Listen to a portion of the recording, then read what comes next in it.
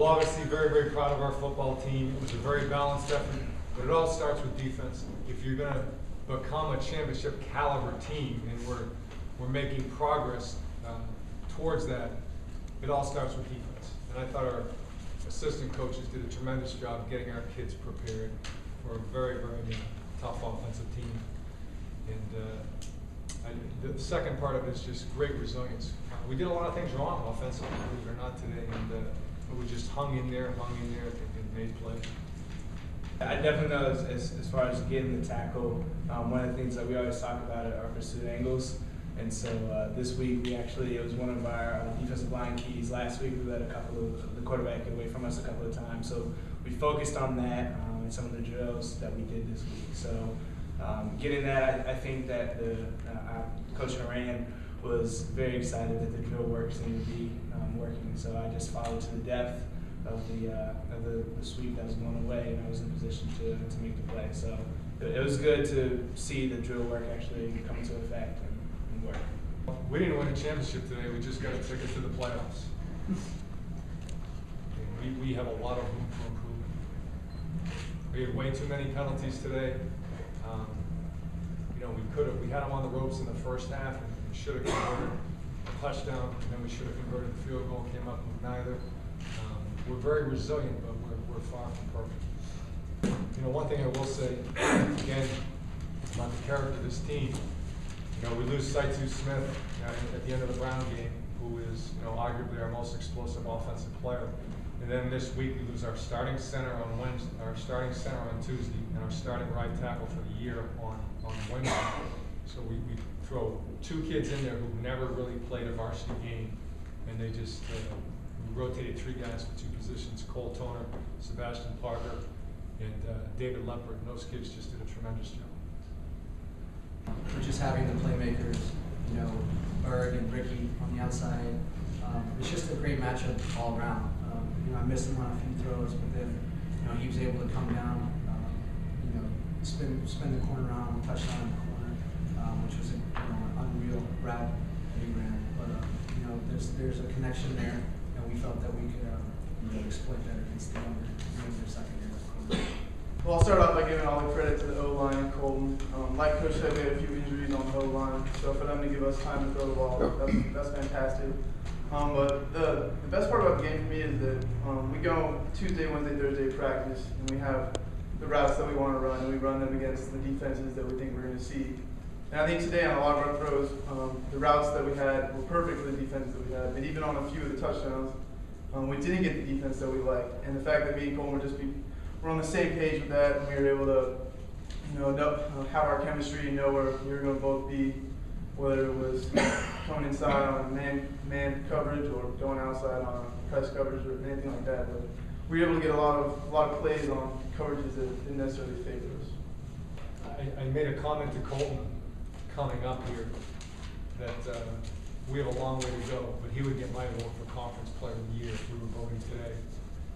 And we've had taller quarterbacks, we've had this or that, we have had such a great lineage of QBs, but I don't think anyone's ever been a better decision maker and been a more poised football player. Being a quarterback isn't about being beautiful in terms of spinning the ball on every play. It's about running an offense, and we're probably running our offense as efficiently right now as we have in a long, long time. I think the game today goes to the defense.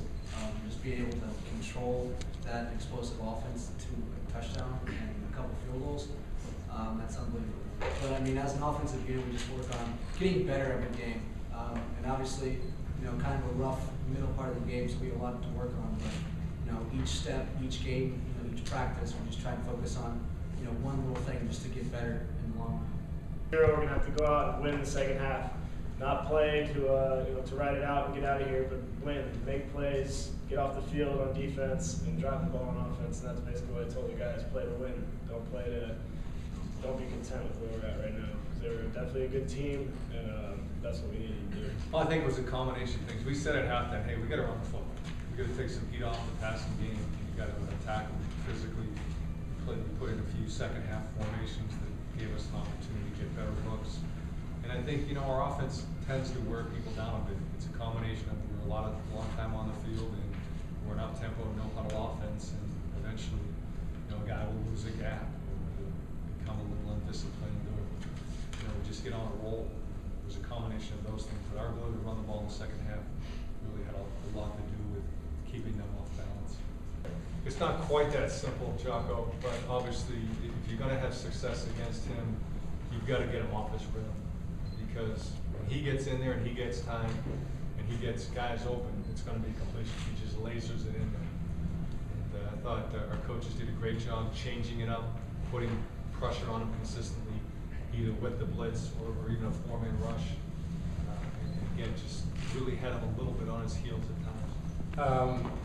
Anytime you come out, Ivy League game, you definitely want to set the tone early. A few times, I can remember our defense, starts a little slow to begin games, and it's definitely huge to provide that spark right off the bat. We had a great opponent coming in today, and I just wanted to make a play for my team.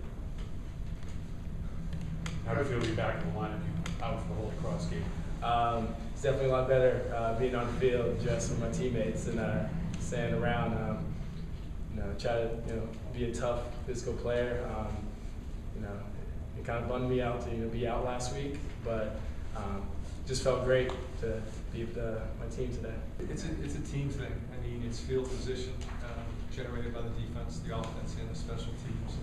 It's being a good enough offense that can stay on the field, being a good enough defense that can get off the field.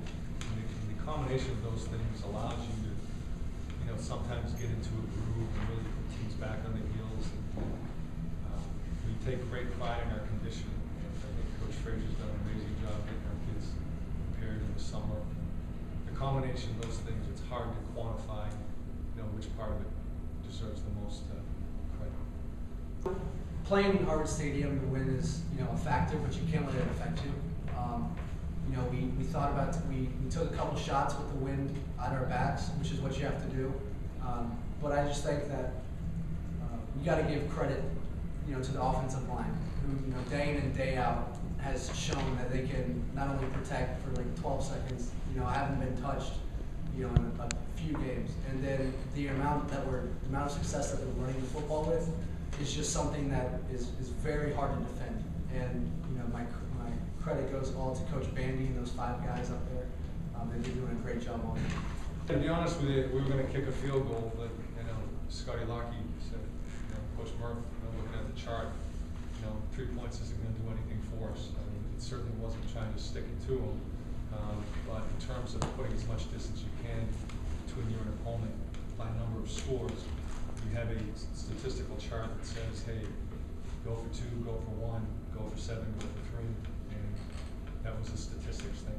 In great games, our coaches tell us all the time, you have to make big plays. And bottom line, Ricky made an unbelievable play. We didn't, like Andrew said, we didn't get the look. They covered us up pretty well. Had a little bit of pressure, and I saw Ricky heading towards the end zone. And so I just gave him a shot.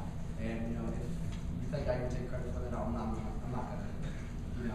But having Ricky out there, being able to make plays for like the second week in a row, it's really shown how much he's grown into becoming an elite receiver in this league, and that was just awesome just to see him make that play in a tight game. I felt like that play kind of gave us some momentum and was able to let us breathe a little bit and just relax and run our offense like we used to.